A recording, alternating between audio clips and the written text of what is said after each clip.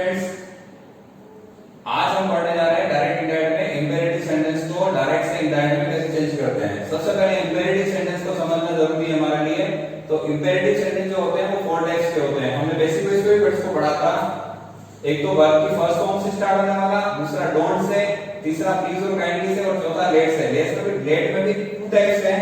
एक तो लेट के बाद let me, let him, let her हो, या फिर दूसरी तरफ हमारा लेट्स या लेटस हो। तो हम लोगों को ये 4 प्रकार के सेंटेंस पूरी तरह से आने चाहिए। अब हम लोग इसके बारे में जो पढ़ने जा रहे हैं वो है कि हम लोग किस किस के बारे में हम लोगों को क्या क्या चेंज करना है। तो सबसे पहली चीज जो होती है हमारी सेड या सेड टू को चेंज करने वाली। तो सेड या सेड टू को हम लोग किसमें चेंज करेंगे? सबके लिए यही रूल लागू होगा। तो सबसे पहले वर्ब की फर्स्ट फॉर्म से जब सेंटेंस शुरू होता है इन्वर्टेड कॉमा के अंदर, तो हमारे पास में एडवाइस हो सकती है वहां पे। तो आपको सेड टू को एडवाइस में बदल देना है। ऑर्डर हो सकता है, ऑर्डर्ड कर देना है, या फिर रिक्वेस्ट हो तो रिक्वेस्टेड कर देना है।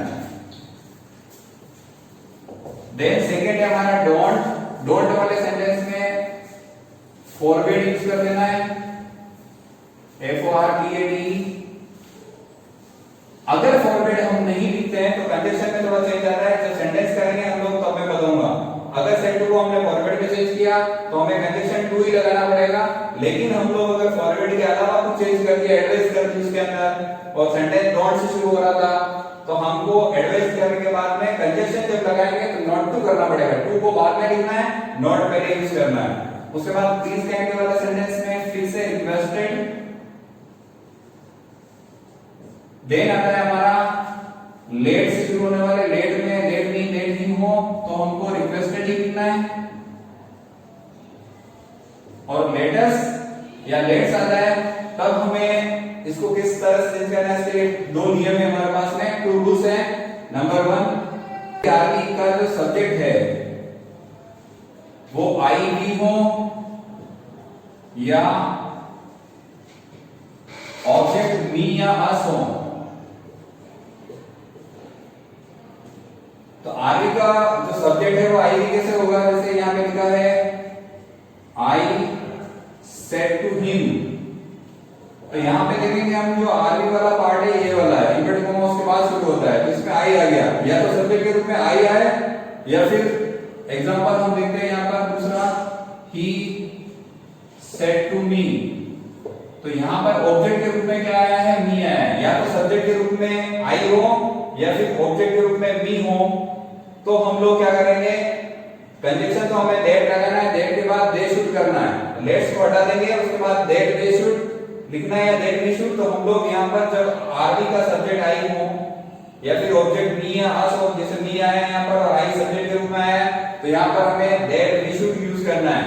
और यदि आरबी का सब्जेक्ट या ऑब्जेक्ट आई भी, यानी सब्जेक्ट जो है वो आरबी का सब्जेक्ट होता है वो आई भी नहीं हो, या ऑब्जेक्ट मी या अस नहीं हो, ये दोनों ही नहीं हो, तो हमें दैट दे शुड यूज करना है। एग्जांपल लेते हैं हम लोग, जैसे ही सेड टू हर आ गया, या फिर राम सेड टू मोहन आ गया।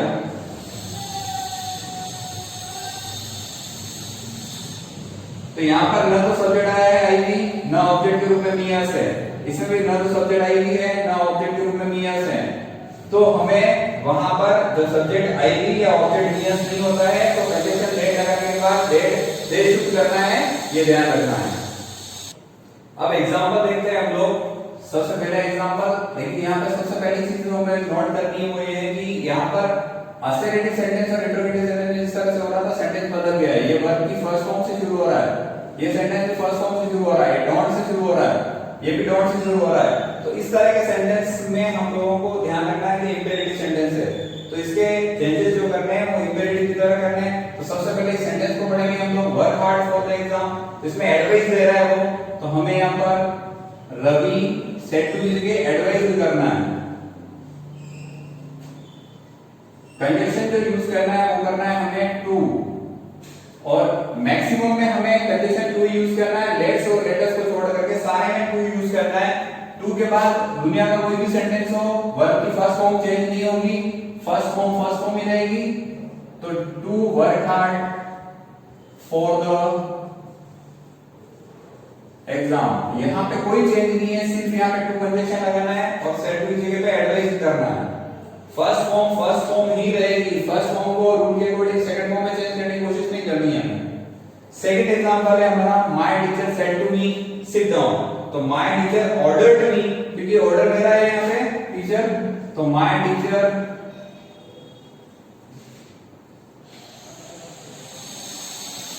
ऑर्डर्ड मी टू लिखना है, टू के बाद में सिट डाउन करना है। उसके बाद आता है हमारा थर्ड एग्जांपल, वो है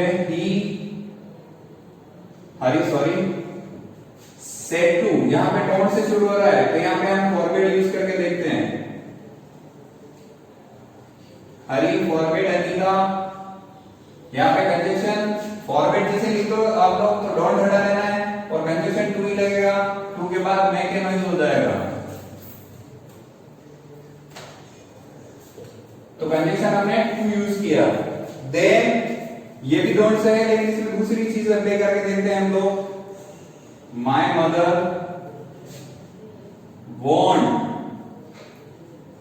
यहां पे चेतावनी दी है, तो वॉन्ट मी, यहां पे डोंट तो हटेगा, लेकिन आपको मैंने बोला था कि फॉरवर्ड के अलावा कुछ भी आए तो हम लोगों को नॉट टू करना है, तो यहां पे हम लोग नॉट टू लिखेंगे। तो टू से पहले हमें नॉट लिखना जरूरी है, फिर go near the fire.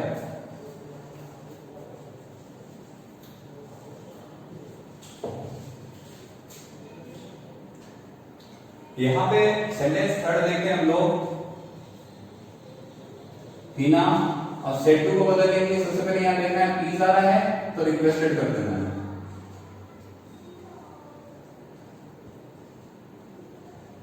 Condition to use करना है, प्लीज को हटा देना है। उसके बाद फर्स्ट फॉर्म में आएगी, हेल्प मी को सब्जेक्ट के अकॉर्डिंग, सब्जेक्ट हिना है, हिना शी है, और आई भी सेकंड नंबर आ रहा है, शी का सेकंड नंबर हो जाएगा हर। Ajay said to Hina let me play cricket, let us के अलावा कुछ भी आएगा तो हमें रिक्वेस्टेड करना है। अजय सेड टू को requested Reena, conjunction to use करना है, टू के बाद लेट को भी लिखना है, ये सबसे इंपॉर्टेंट चीज है। लेट नहीं आने पर, लेट नहीं आने पर, लेट के बाद हम लोगों को आगे वाली चीज लिखनी है, लेट को लिखना जरूरी है। मी को सब्जेक्ट के अकॉर्डिंग, सब्जेक्ट अजय है, अजय ही है तो सेकंड नंबर हो जाएगा, आई ही सेकंड नंबर यहाँ पे, ही का सेकंड नंबर होता है हिम, प्ले क्रिकेट। देन हमारा सेंटेंस आता है आई सेड टू को हम लोग सजेस्टेड टू में बदलेंगे लेटेस्ट आने पर। जब भी लेटेस्ट आएगा सजेस्टेड टू करना है, तो हम सजेस्टेड टू कर देते हैं यहाँ पे। उसके बाद कंजक्शन लगाना है हमें दैट। अब यहाँ पे हमको ये देखना है कि दैट वी शुड करे या दैट दे शुड करे। तो यहाँ पर सब्जेक्ट के रूप में आई आ गया, तो मेरा रूल था कि यदि सब्जेक्ट के रूप में आई नहीं आवे या ऑब्जेक्ट के रूप में वी या अस आए, मी या अस आए, तो यहाँ पे सब्जेक्ट के रूप में आई आ गया, तो हम लोगों को यहाँ पे दैट वी शुड करना है, दैट को हटा देना है, we should come with me को सब्जेक्ट के अकॉर्डिंग, सब्जेक्ट यहाँ पे आई है तो आई का सेकंड नंबर मी ही रहेगा। उसके बाद आता है लेटेस्ट ऑफ, ये अगला एग्जांपल में लेटेस्ट वाला है, तो ही सबसे पहले करना है हमें सजेस्टेड टू।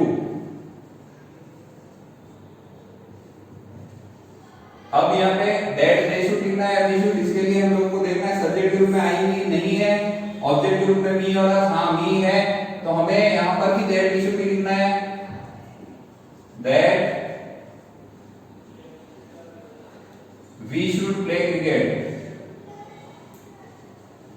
तो यहां पर भी हमारा लेटेस्ट गायब हो जाएगा, तो ही सजेस्टेड टू मी लिखना है, उसका कंडीशन लगाना है दैट, दैट के बाद वी शुड करना है, क्योंकि यहां पर मी आ गया था ऑब्जेक्ट के रूप में, और फिर प्ले क्रिकेट कर देना है। Last example Ajay said to को सजेस्टेड टू में बदल दो।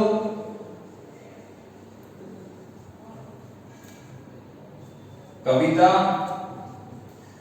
देन कंजंक्शन यूज करना है हमें दैट। उसके बाद वी शुड या दे शुड का फैसला करना है, तो उसके लिए हमें आई भी सब्जेक्ट के रूप में नहीं है और ऑब्जेक्ट के रूप में मी एस नहीं है, तो यहां पे हम दैट दे शुड यूज करेंगे।